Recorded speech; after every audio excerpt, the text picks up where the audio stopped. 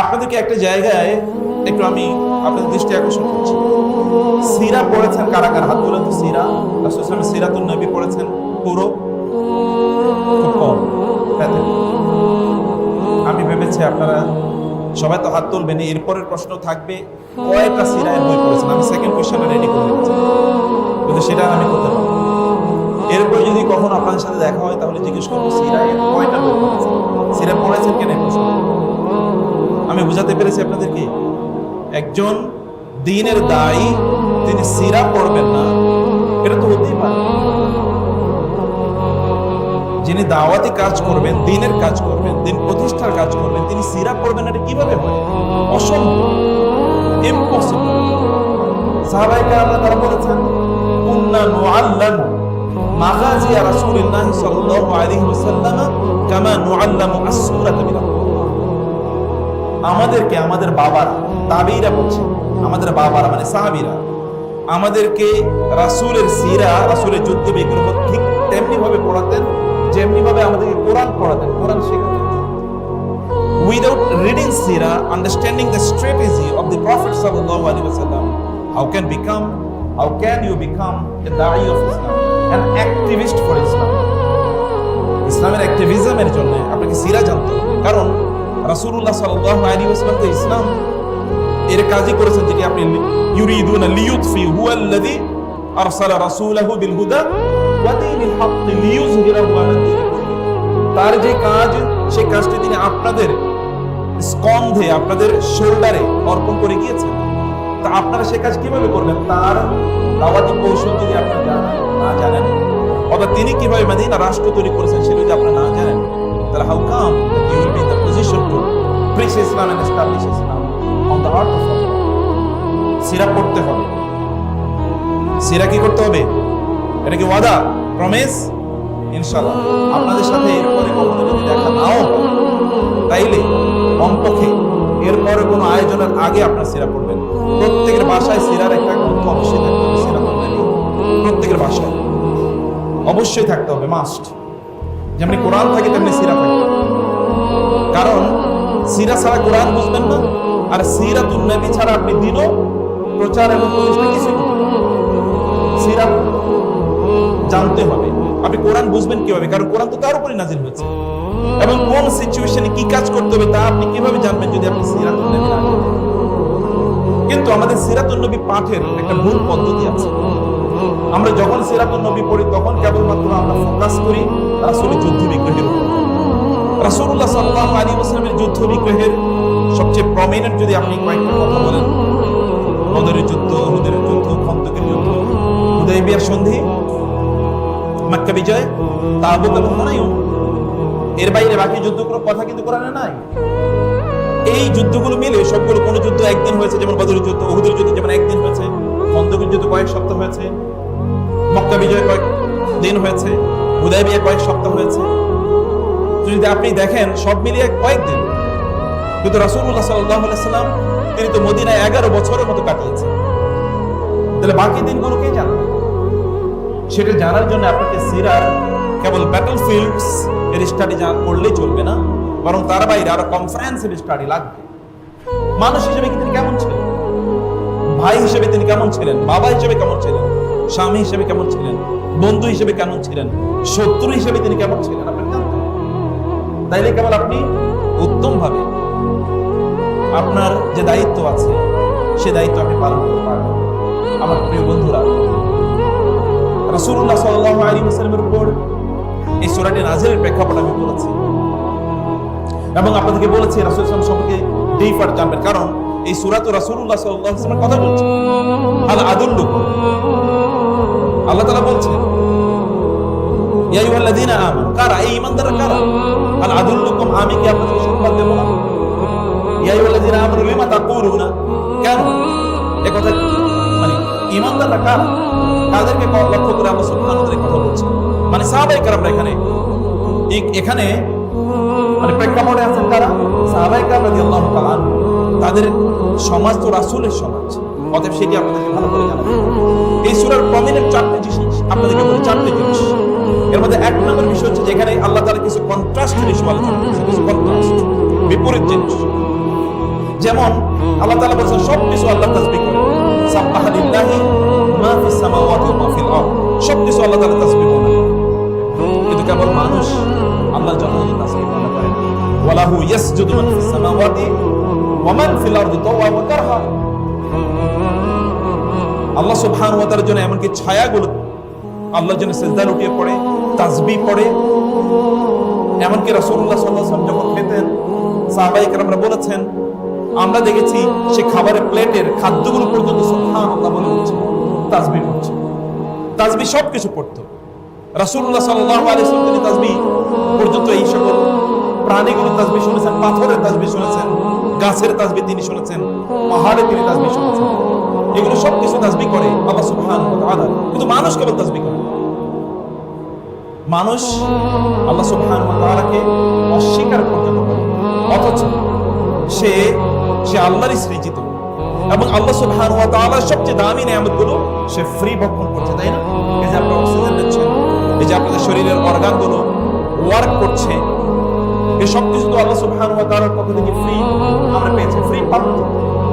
কিন্তু এগুলোর পরেও, এগুলো ভোগ করে লোকেরা আল্লাহ সুবহানাহু ওয়া তাআলার অস্বীকার করে, তারা তাসবিহ করেন আল্লাহ সুবহানাহু ওয়া তাআলা। এবং এই কারণে আল্লাহ তাআলা বলেছেন লিমা তাকুলুনা মা লা তাফআলুন। লোকদের চরিত্র হচ্ছে তারা যা করে না তারা তা বলে বলে বেড়ায়, আমি এটা করতে চাই, তোমরা এটা করবে, রাজনীতিবিদদের মতো, তোমরা এটা করো এটা করো, মানে নষ্ট রাজনীতিবিদদের মতো, সেকুলার রাজনীতিবিদদের মতো। কেবল কি করে তারা? কেবল আপনাকে কি করবে? কিছু কথাবার্তা বলবে, কারণ তাদের কমিটমেন্ট একটা, তাদের মুখ বিক্রি করে তারা চলতে চায়। আল্লাহ তাআলা বলেছেন ইয়াকুলুনা বিআফওয়াহিহিম মা লাইসা ফি কুলুবিহিম। তাদের মুখে এমন কথা আসে যেটা তাদের অন্তরে নাই। আল্লাহ সুবহানাহু ওয়া তাআলা কোরআনে এই জাতীয় ব্যক্তিদের চরিত্র উল্লেখ করেছেন। কিন্তু এর বিপরীতে রাসূলুল্লাহ সাল্লাল্লাহু আলাইহি ওয়াসাল্লাম তিনি মদিনার সমাজে, তিনি তো মদিনার রাষ্ট্রপ্রধান, এবং তারপরে সাহাবায়ে কেরাম রাদিয়াল্লাহু তাআলা আনহু যারা খুলাফায়ে রাশিদা এবং অন্যরা, তারা কিভাবে রাষ্ট্র পরিচালনা করেছেন। তারা এদের মতো নয় যে যা বলেছে তা তারা করে নাই, বরং তারা যা বলেছে তা তো করেছেই, যা বলেনি তাও তারা করেছে। কারণ তারা জানে এই কমিটমেন্ট কেবল মানুষের সাথে না, এই কমিটমেন্ট কার সাথে? আল্লাহ সুবহানাহু ওয়া তাআলার সাথে। এবং 3 নম্বর হচ্ছে এখানে আল্লাহ সুবহানাহু ওয়া তাআলা কয়েকজন নবীর কথা বলেছেন। মুসা আলাইহিস সালাতু ওয়াস সালাম, ঈসা আলাইহিস সালাতু ওয়াস সালামের আলোচনা আল্লাহ তাআলা উপস্থাপন করেছেন। যেন ঈসা এবং মুসার সাথে আলাইহিমুস সালাম তাদের অনুসারীরা যে আচরণ করেছে, আমরা যেন আমাদের নবীর সাথে সে আচরণ না করি। আল্লাহ সুবহানাহু ওয়া তাআলা বলেছেন ওয়ালা তাকুনু কাল্লাযীনা আযাউ মূসা ফাবাররাহু আল্লাহু মিম্মা ক্বালু। তোমরা তাদের মতো হও যারা মুসা আলাইহিস সালাতু ওয়াস সালামকে কষ্ট দিয়েছিল, এবং মুসা আলাইহিস সালাতু ওয়াস সালামের ব্যাপারে তাদের যে অভিযোগ ছিল, সেই অভিযোগ থেকে আল্লাহ সুবহানাহু ওয়া তাআলা, বা অপবাদ ছিল, সেই অপবাদ থেকে আল্লাহ সুবহানাহু ওয়া তাআলা মুসা আলাইহিস সালামকে মুক্তি প্রদান করেছেন। আল্লাহ সুবহানাহু ওয়া তাআলা বলেছেন যখন মুসা আলাইহিস সালাম বলেন ইয়া কওমি লিমা তুযুনানি, এই আমার জাতি কেন তোমরা আমাকে কষ্ট দিচ্ছ, কেন তোমরা আমাকে কষ্ট দিচ্ছ। আবার ঈসা আলাইহিস সালাতু ওয়াস সালামের কথা যখন তিনি বলেছেন ইয়া বানি ইসরাঈলা ইন্নী রাসূলুল্লাহি ইলাইকুম মুসাদ্দিকান লিমা বাইনা ইয়াদাইয়া মিনাত তাওরাত। ঈসা আলাইহিস সালাতু ওয়াস সালাম তার জাতিকে লক্ষ্য করে তিনি যা বলেছেন, বনি ইসরাঈলকে লক্ষ্য করে, এবং তারা ঈসা আলাইহিস সালাতু ওয়াস সালাম এবং মুসা আলাইহিস সালামের অনুসারীরা মুসা আলাইহিস সালামের অবাধ্য হয়েছেন, আমরা যেন আমাদের রাসূলের অবাধ্য না হই। এই কথা এখানে আছে, কন্ট্রাস্ট, ওরা যা করেছে তার বিপরীত তোমরা করো। অতঃপর আল্লাহ সুবহানাহু ওয়া তাআলা আমাদেরকে বললেন, আল্লাহ সুবহানাহু ওয়া তাআলা তার দ্বীনকে এই জমিনে প্রতিষ্ঠা করার জন্য পাঠিয়েছেন নবীকে। হুয়াল্লাযী আরসালা রাসূলাহু বিল হুদা ওয়া দীনিল হাক্কি লিইয়ুযহিরাহু। এরপর আল্লাহ তাআলা বলেছেন ওয়ালাউ কারিহাল মুশরিকুন ওয়ালাউ কারিহাল কাফিরুন। যদিও কাফেররা এবং যদিও মুশরিকরা তারা অপছন্দ করে, কিন্তু আল্লাহ সুবহানাহু ওয়া তাআলা তারা চায় আল্লাহর আলোকে, আল্লাহর নূরকে, মানে আল্লাহর দ্বীনকে তাদের মুখের ফুৎকারের মাধ্যমে তারা কি করে দেবে, এটাকে নিভিয়ে দেবে। কিন্তু আল্লাহ সুবহানাহু ওয়া তাআলা তার জমিনে তার নূরকে, মানে তার দ্বীনকে প্রতিষ্ঠিত করবেনই করবেনই করবেন। সেটা আল্লাহ সুবহানাহু ওয়া তাআলা করবেন, হয় আপনাদেরকে নিয়ে অথবা আপনাদের বাদ দিয়ে। কারণ আল্লাহ সুবহানাহু ওয়া তাআলা বলেছেন যদি তোমরা আল্লাহ সুবহানাহু ওয়া তাআলার দ্বীনকে প্রতিষ্ঠা না করো, তাহলে আল্লাহ সুবহানাহু ওয়া তাআলা এমন একটা জাতি নিয়ে আসবেন সুম্মা লা ইয়াকুনু আমসালাকুম, তারপরে তারা তোমাদের মতো হবে। ওয়াদাল্লাহু আল্লাযীনা আমানু মিনকুম ওয়া আমিলুস সালিহাতি লা ইস্তাখলিফান্নাকুম ফিল আরদি কামা ইস্তাখলাফা আল্লাযীনা মিন ক্বাবলিহিম ওয়া লা ইউমাক্কিনান্না লাহুম দীনাহুম আল্লাযী ইরতাদা লাহুম ওয়ালা ইউবাদদিলান্নাহুম মিন বাদি খাউফিহিম আমনা ইয়াবুদুনানি লা ইউশরিকুনা বি শাইআ। আপনাদের মাধ্যমে আল্লাহ সুবহানাহু ওয়া তাআলা এই জমিনে আল্লাহর দ্বীন প্রতিষ্ঠা করবেন। কেবল আপনারা দুটো কাজ করতে হবে। একটা কাজ হচ্ছে আপনারা কেবল ইবাদত করবেন কার? আল্লাহ সুবহানাহু ওয়া তাআলা। আল্লাহর ইবাদত করবেন, আল্লাহর কাছে আত্মসমর্পণ করবেন। গোটা পৃথিবী আপনাদের কাছে আত্মসমর্পণ করতে বাধ্য হবে। আপনার সিজদায় লুটিয়ে পড়বেন আল্লাহ সুবহানাহু ওয়া তাআলার কাছে। গোটা পৃথিবীকে আল্লাহ সুবহানাহু ওয়া তাআলা আপনাদের সেবা দান করবেন। ওয়াসাখখারা লাকুম মা ফিস সামাওয়াতি ওয়াল আরদি ওয়া আসবাগা আলাইকুম নি'আমাহু যাহিরাতান ওয়া বাতিনা। তোমরা কি চোখ মেলে তাকিয়ে দেখো না যে সবকিছু আমি তোমাদের অনুগত করে দিয়েছি? এই গোটা পৃথিবীকে কেন্দ্র করে সূর্য আবর্তিত হয়। সূর্য পৃথিবী থেকে 13 লক্ষ গুণ বড়, 15 কোটি কিলোমিটার দূরে অবস্থিত। সেই সূর্যের কেন্দ্রবিন্দু কিন্তু আপনারা।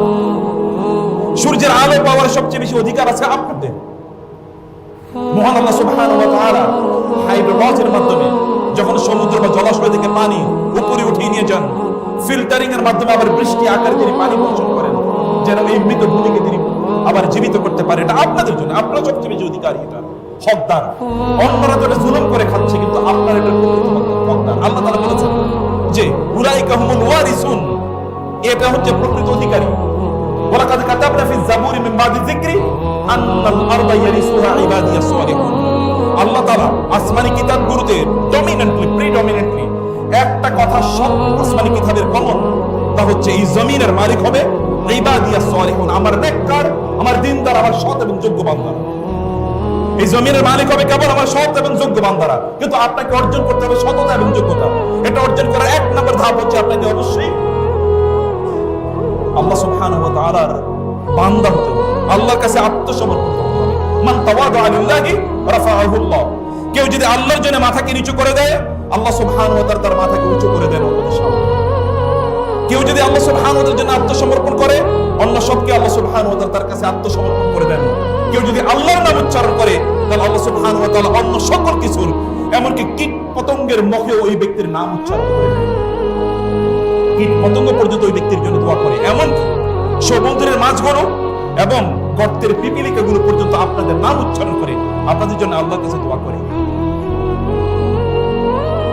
কারণ আপনি আল্লাহ সুবহানাহু ওয়া তাআলা এর নাম উচ্চারণ করেছেন। কেবল আপনাদেরকে এই জমিনে যদি আল্লাহ দ্বীন প্রতিষ্ঠা করতে চান, এই আয়াত, এই সূরার কথা আমি ভূমিকা আছে, এরপরে বাকি কথাটা আমি বলছি। এই জমিনে যদি আল্লাহ দ্বীনকে আপনি প্রতিষ্ঠা করতে চান, তাহলে আপনাকে আল্লাহ সুবহানাহু ওয়া তাআলা বান্দা হতে হবে। আল্লাযীনা ইয়াবিতুনা লিরাব্বিহিম সুজদান ওয়া কিয়ামা, যারা রাতটা কাটিয়ে দেয় সিজদায় অবনত হয়ে এবং দাঁড়িয়ে দাঁড়িয়ে, কোরআন তেলাওয়াত করে দাঁড়িয়ে নামাজের মতো, এবং সিজদায় লুটিয়ে পড়ে অবস্থান জন্য। এবং এই সকল ব্যক্তিদের জন্য আল্লাহ তাআলা কি বলেছেন জানেন? কোরআনের দিকে যদি তাকান তাহলে দেখবেন পাতায় পাতায় বক্তব্য আছে। এদের কথা আল্লাহ সুবহানাহু ওয়া তাআলা বলেছেন। রাসূলুল্লাহ সাল্লাল্লাহু আলাইহি ওয়াসাল্লাম আল্লাহ তাআলা কি বলেন?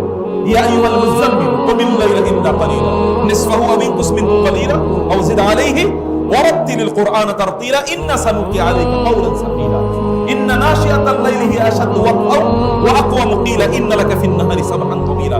দিনের বেলা দ্বীনকে প্রতিষ্ঠা করার জন্য, দাওয়াতি কাজ করার জন্য, এমনকি ভয়াবহ শত্রুর মোকাবেলা করার জন্য আপনাকে ছুটতে হবে। এই কারণে রাতের বেলা নামাজে দাঁড়িয়ে থেকে শক্তি অর্জন করুন, যেন দিনের বেলা কাজ করতে পারেন। বুঝেননি? দিনের বেলা কাজ করার জন্য শক্তি নিতে হয়, এনার্জি আসে কোথা থেকে? রাতের ইবাদত থেকে। আপনি কি আমার কথা বুঝতে পারছেন? এই দিকে বুঝতে পারছেন কথা? রাতের ইবাদতের মাধ্যমে দিনের কাজের এনার্জি তৈরি করতে হয়। আপনাদের রাসূল তা করেছেন সাল্লাল্লাহু আলাইহি ওয়াসাল্লাম। গোটা বিশ্ব তার বিপরীতে দাঁড়িয়ে আছে, কিন্তু তিনি একা দিনই আন্দোলন করে গেছেন, দিনের প্রতিষ্ঠার কাজ করে গেছেন, দাওয়াতি কাজ করে গেছেন।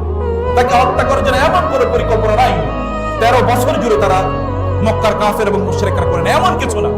এই কারণে রাসূল সাল্লাল্লাহু আলাইহি ওয়াসাল্লাম বলেছেন, তোমাদের যদি কোনো কষ্ট হয়, তোমাদের মানুষকে যদি হত্যা করা হয়, তোমাদের যদি রক্তপাত করা হয়, তোমাদের বিরুদ্ধে যদি কেউ মিথ্যা অপবাদ দেয়, তোমাদের উপর যদি জুলুম করে, তাহলে আমার কথা মনে করবা, আমার উপর কি জুলুম করা হয়েছে, আমাকে কি মিথ্যা অপবাদ দেওয়া হয়েছে, আমার কিভাবে রক্তপাত করা হয়েছে, আমার মানুষকে কিভাবে হত্যা করা হয়েছে, এগুলো একবার মনে করবা, তাহলে তোমাদের কষ্ট হবে। আমার চেয়ে বেশি কষ্ট কাউকে দেওয়া হবে না। তিনি আল আমিন আস-সাদিক। তার মানুষগুলো হত্যা করা হয়েছে, তাকে নির্বাসনে পাঠানো হয়েছে, বয়কট করা হয়েছে, তার রক্তপাত করা হয়েছে, এবং তার মাথার উপর ওটের নাড়ি বুড়ি এভাবে চাপিয়ে দেওয়া হয়েছিল, দম বন্ধ করে সাফোকেট করে তাকে হত্যা করার জন্য। তার মেয়ে এসে দাঁড়িয়ে চিৎকার করে এসে বললেন, তোমরা আমার বাবাকে কেন হত্যা করছো? আমার বাবা তো কেবল লা ইলাহা ইল্লাল্লাহ বলে আর কিছু না। কেন তোমরা আমার বাবাকে হত্যা করছো? ওয়া মা নাকামু মিনহুম ইল্লা ইউমিনু বিল্লাহিল আজিজিল হামিদ। আল্লাহর কথা বললে আপনাকে জুলুমের শিকার হতে। এরপরে আয়াতগুলোতে আপনারা আজকের দার্সে যে আয়াতগুলো রেখেছেন সেখানকার বক্তব্য এটাই। রাসূলুল্লাহ সাল্লাল্লাহু আলাইহি ওয়াসাল্লাম কে আল্লাহ সুবহানাহু ওয়া তাআলা পাঠিয়েছেন তার দ্বীন এর কাজ করার জন্য, কিন্তু আপনি দ্বীন প্রতিষ্ঠার কাজে যদি নিজকে ব্যাপৃত করতে গিয়ে আল্লাহকে যদি ভুলে যান, তাহলে কার দ্বীন আপনি প্রতিষ্ঠা করছেন? আল্লাহর সাথে দ্বীন এর দাওয়াতে কাজ করতে গেলে আপনার কানেকশন বাড়তে হবে, আপনার আচরণে, আপনার কথায়, আপনার উচ্চারণে, আপনার বডি ল্যাঙ্গুয়েজে, আপনার জামা কাপড়ে, আপনার হেয়ার কাট এবং আপনার সিলেবাস, আপনি কি বলছেন, কি করছেন, কোন দিকে তাকাচ্ছেন, কি ভাবছেন, ইভেন ইওর থট প্রসেস, এর মধ্যেও থাকবে আল্লাহ সুবহানাহু ওয়া তাআলা এর চিন্তা। আল্লাহ সুবহানাহু ওয়া তাআলাকে নিয়ে ভাবা, আল্লাহর সৃষ্টি নিয়ে চিন্তা করা, আল্লাহ সুবহানাহু ওয়া তাআলার নিজাম নিয়ে চিন্তা করা। আপনার গন্তব্য হচ্ছে জান্নাত। দিন প্রতিষ্ঠিত হলো কি হলো না তার জন্য আপনার কোনো জবাব দিতে নাই। ওয়া মা আলাইকা ইল্লাল বালাগ ওয়া মা আলাইনা ইল্লাল বালাগুল মুবিন। আল্লাহ সুবহানাহু ওয়া তাআলা তার রাসূলকে কথা বলেছেন, আপনি বলেছেন আমার কাজ হচ্ছে কেবলমাত্র তোমাদের কাছে স্পষ্ট করে পৌঁছে দেয়া। লিয়া'লাম আন ক্বাদ আবলাগু রিসালাতি রাব্বিহিম ওয়া আহাতা বিমা লাদাইহিম ওয়া আহসা কুল্লা শাইইন আদাদা।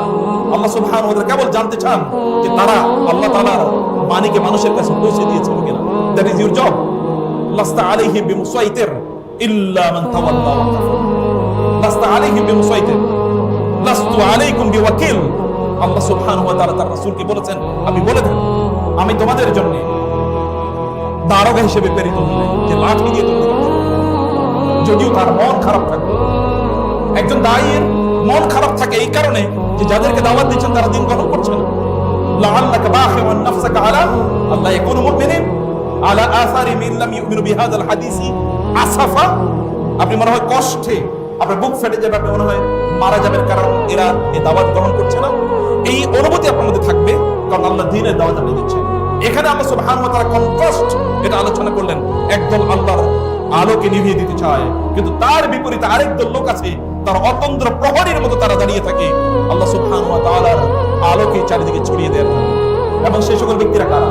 ইয়া আইয়ুহাল্লাযীনা আমানু হাল আদুল্লুকুম আলা তিজারা। সেটা কি? সেটাই হচ্ছে এই কাজ, যে কাজের বক্তব্য। এটা হচ্ছে culmination of the previous verses or the preceding verses, the first and initial verses of this surah. এই সূরার প্রথম আয়াতগুলো মূল বক্তব্য, মূলত শেষের বক্তব্যটাকে সাপোর্ট করার জন্য আল্লাহ সুবহানাহু ওয়া তাআলা as if এটা হচ্ছে ফাউন্ডেশন, পরে আল্লাহ সুবহানাহু ওয়া তাআলা মূল বক্তব্য স্থাপন করেছেন। বলো ইয়া আইয়ুহাল্লাযীনা আমানু, হে যারা ঈমান এনেছো, হাল আদুল্লুকুম, কাদেরকে কথা বলছেন বলেন তো? সাহাবায়ে কেরাম রাদিয়াল্লাহু তাআলা আনহুম। সাহাবায়ে কেরামদেরকে আল্লাহর রাসূল যাদেরকে লালন পালন করেছেন, যাদের ব্যাপারে কোরআনে আল্লাহ তাআলা বলেছেন রাদিয়াল্লাহু আনহুম ওয়া রাদু আন, যাদের ব্যাপারে আল্লাহ সুবহানাহু ওয়া তাআলা বলেছেন আস-সাবিকুনা আল-আউয়ালুন মিনাল মুহাজিরিন ওয়াল আনসার, যাদের ব্যাপারে আল্লাহ সুবহানাহু ওয়া তাআলা এরকম প্রশংসা করেছেন আশ-রুহামা আশিদ্দাউ আলাল কুফার রুহামা বাইনাহুম সীমাহুম ফি উজুহিহিম মিন আসারিস সুজুদ। সেই সাহাবায়ে কেরামদেরকে আল্লাহ সুবহানাহু বলেছেন ইয়া আইয়ুহাল্লাযীনা আমানু, হে ঈমানদারগণ, হাল আদুল্লুকুম আলা তিজারা, আমি কি তোমাদেরকে এমন একটা ব্যবসার কথা বলবো না? তুনজিকুম মিন আযাবিন আলীম, যে ব্যবসা তোমাদেরকে যন্ত্রণাদায়ক শাস্তি থেকে মুক্তি প্রদান করবে। ব্যবসা করতে হবে কার সাথে? আল্লাহ সুবহানাহু ওয়া তাআলার সাথে। ব্যবসা করবেন কার সাথে? আল্লাহর সাথে। আপনি একবার চিন্তা করে দেখেন তো, আপনি একজন নবল মানুষের সাথে ব্যবসা করছেন, যিনি যখন দেন তখন হিসাব করে দেন, যখন তিনি কেনেন তখন তিনি সর্বোচ্চ এবং সর্বোত্তম দাম দেন। তিনি যখন কেনেন তখন তিনি পেপার কারেন্সি দিয়ে কেনেন না, তখন তিনি গোল্ড কারেন্সি দিয়ে কেনেন। এমন একজন ব্যক্তির সাথে ব্যবসা করতে কে না চায়? আপনি যদি একটু ভালো দাম দেন, বাজারে যদি আপনি যান, তাহলে দেখবেন যে একদল লোক আপনাকে ডাকে ভাই আপনি আসেন, আপনাকে দেখলে তার চেহারাটা উন্নত হয়ে যায়, খুশি হয়ে যায়, কারণ আপনি অনেক কেনেন এবং বেশি দাম দিয়ে কেনেন, আপনি কোনো দামাদামি করেন, আপনাকে দেখলে সেলুট দেবে।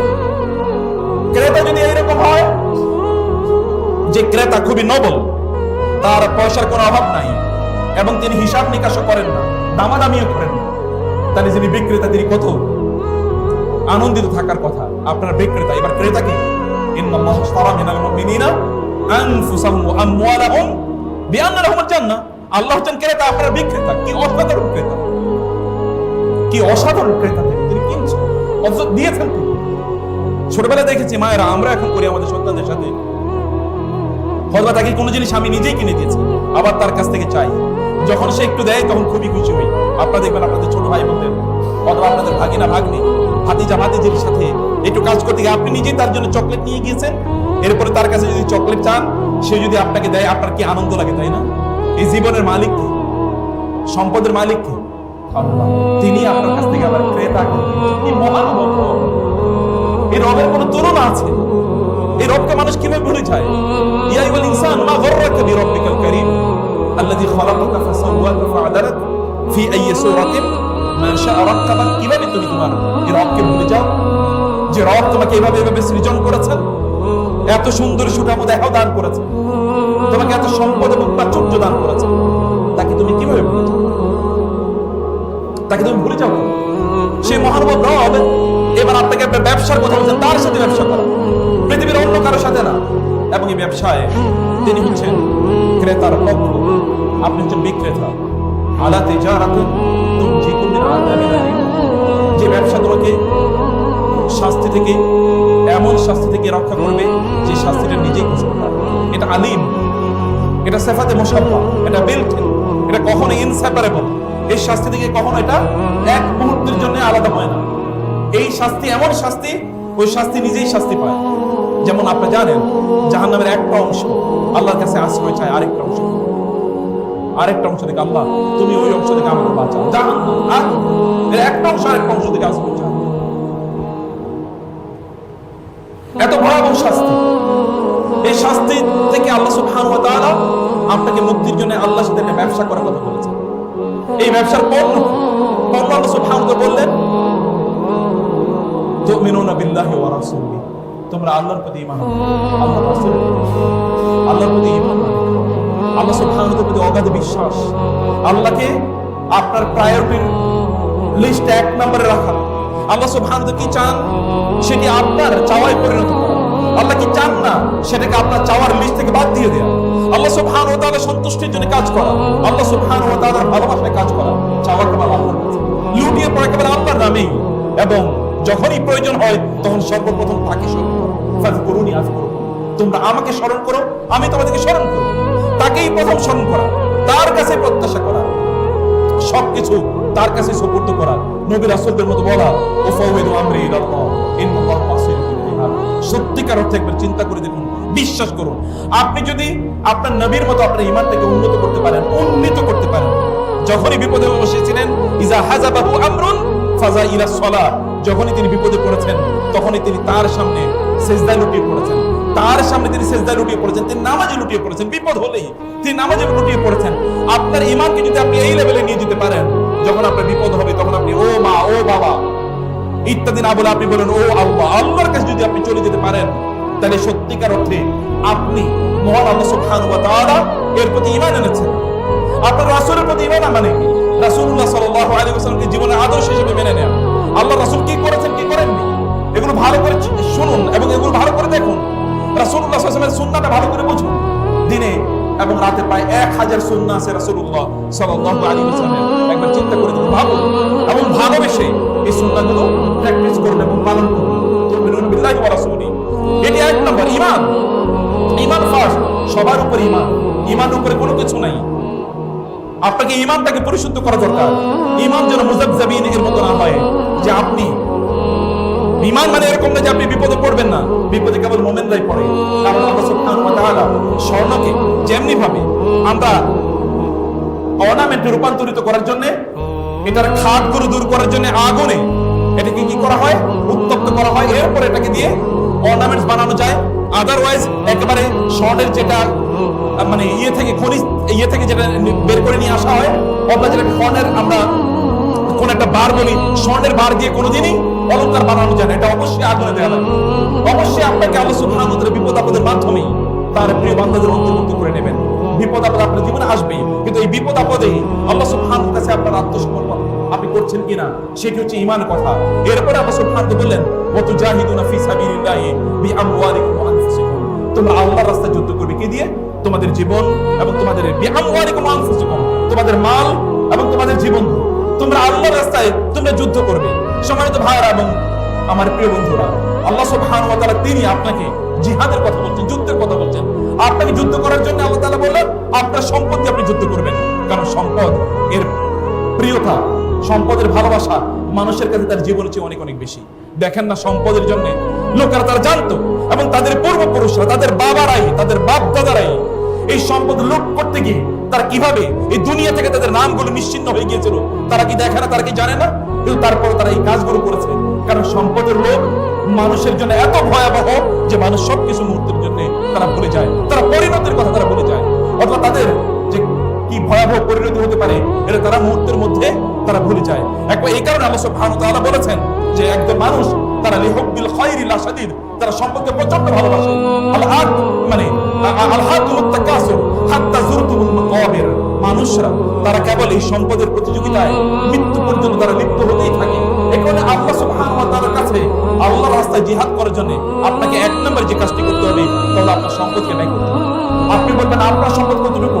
রাসূলুল্লাহ সাল্লাল্লাহু আলাইহি ওয়াসাল্লাম বলেছেন কখনো কখনো এক, এটা 1 লক্ষের সমান, কারণ আপনি এখনো আয় ইনকাম করেন নাই। কিন্তু যতটুকু আপনি পেয়েছেন, যে ব্যবস্থাপনায় আপনি তা অর্জন করেছেন, আপনার পিতা আপনাকে দিয়েছে, মা আপনাকে দিয়েছে, অথবা আপনার আত্মীয়স্বজন আপনাকে হাদিয়া দিয়েছে, গিফট দিয়েছে, তা থেকে আপনি আল্লাহ সুবহানাহু ওয়া তাআলার রাস্তায় ব্যয় করুন। আল্লাহর রাস্তায় আপনি যদি করেন, মনে রাখবেন আল্লাহ সুবহানাহু ওয়া তাআলার রাস্তায় যদি আপনি এক দান করেন, বিনিময়ে আল্লাহ সুবহানাহু ওয়া তাআলা আপনাকে 700 গুণ প্রদান করবেন। আর কিছু কিছু জায়গায় কিছু কিছু লোক আল্লাহ তাআলার কাছে এত এলিট ক্লাসের মানুষ, আল্লাহ তাআলা তাদের জন্য 700 দিয়ে গিয়ে থামেন না। তিনি বলেন আল্লাহু ইউদাইফু লিমান ইয়াশা। আল্লাহ সুবহানাহু ওয়া তাআলা আরো এমন কিছু বান্দা আছে তারা এত ভিভিআইপি ক্যাটাগরির যে 700 গুণে তাদের জন্য থামে না আল্লাহ সুবহানাহু ওয়া তাআলা, বরং আল্লাহ তাআলা কত গুণ বাড়াবেন এটা কেবল আল্লাহ তাআলাই জানেন, এটা তিনি ডিসক্লোজ করেন না। তিনি এত বাড়িয়ে দেন, এতটুকু তিনি বাড়ার অথবা এতটুকু তিনি করার ব্যবস্থা করে দেন।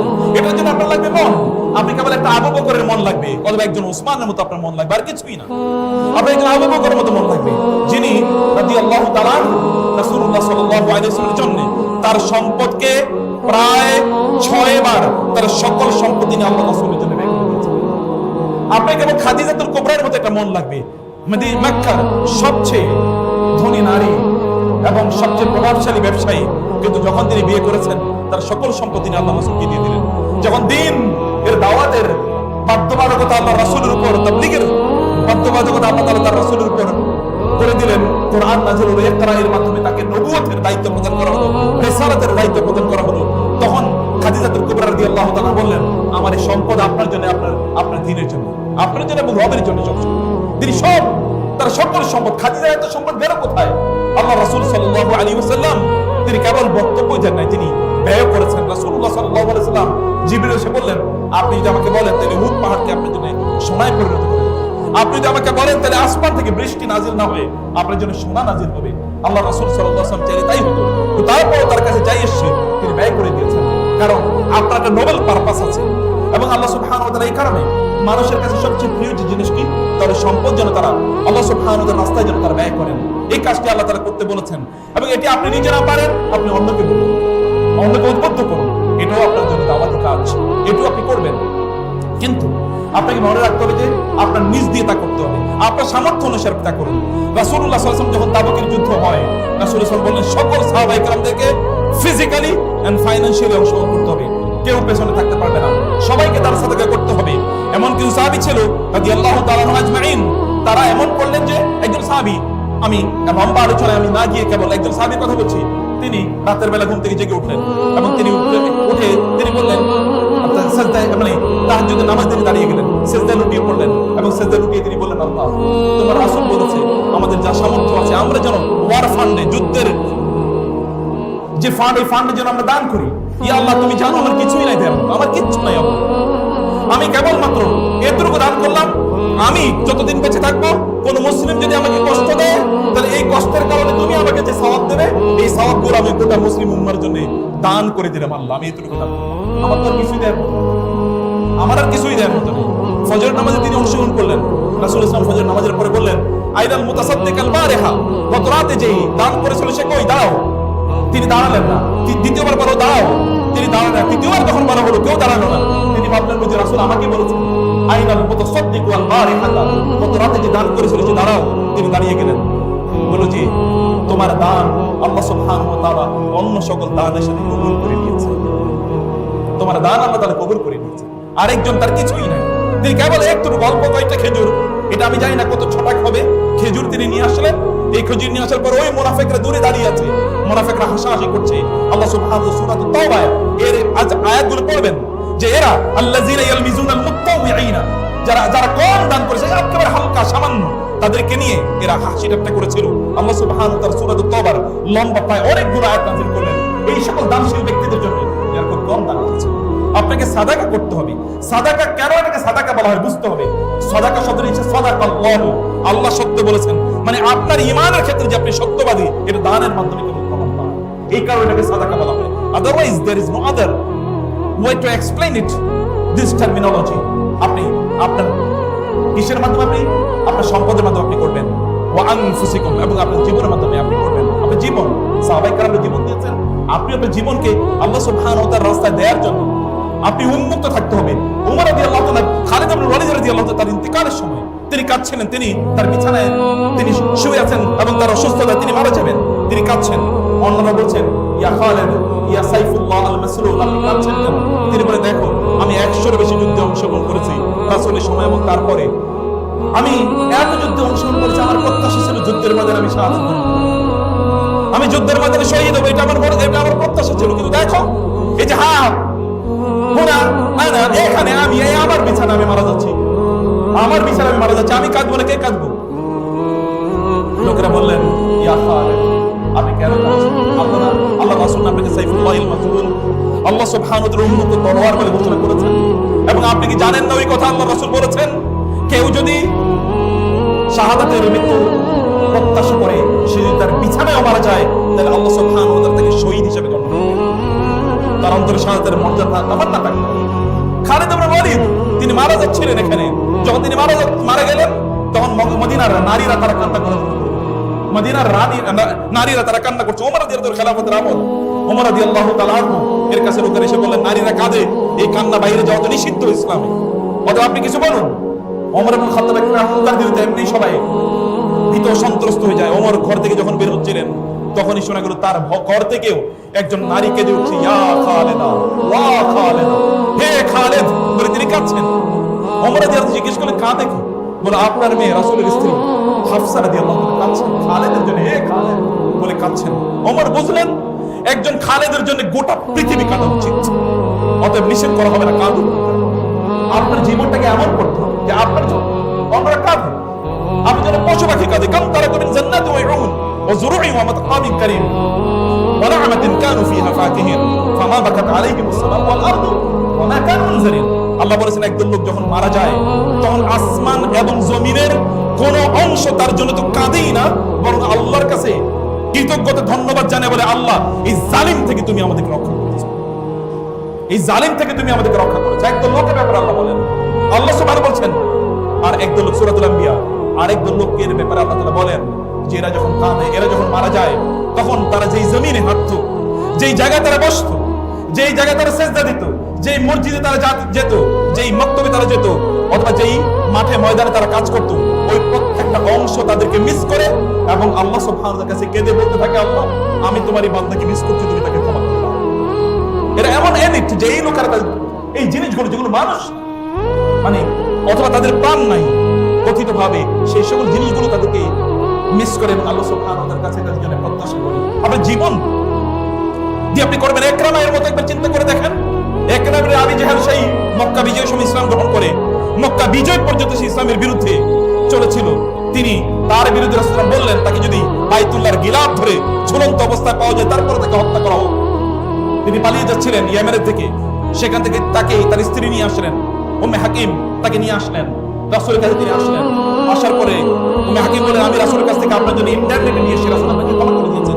তিনি আসলেন, এসে বলেন ইয়া মুহাম্মদ আপনি নাকি আমাকে ক্ষমা করে দিয়েছেন? বলে হ্যাঁ ক্ষমা করে দিয়েছি। বলে আপনার চেয়ে উত্তম ভালো মানুষ আমি দেখি না, আপনি আমাকে কি করতে বলেন? বলে আমি তোমাকে বলি তুমি শাহাদাতু আল্লা ইলাহা ইল্লাল্লাহ ওয়া আন্না মুহাম্মাদার রাসূলুল্লাহ, তুমি এটা বলো। তিনি বলেন আমি তা মেনে নিলাম এবং আপনার হাতে বায়াত করে আমি এই কথা বললাম যে আমি আমার জীবদ্দশায় ইসলাম আজকের আগ পর্যন্ত ইসলামের বিরুদ্ধে যতগুলো যুদ্ধ করেছি এখন থেকে আমি ইসলামের পক্ষে তার চেয়ে দ্বিগুণ যুদ্ধ করব। এতদিন আমি ইসলামের বিপক্ষে যত সম্পদ ব্যয় করেছি এখন থেকে যতদিন বেঁচে থাকি ইসলামের পক্ষে তার চেয়ে দ্বিগুণ সম্পদ ব্যয় করব। ইতিহাস সাক্ষী যখন পারস্য এর বিরুদ্ধে, পার্সিয়ানদের বিরুদ্ধে যখন যুদ্ধ হয়, পার্শ্বে তখন ইয়াজদাগির এবং রুস্তম, সৌরভ রুস্তমের গল্প আপনারা শুনেছেন।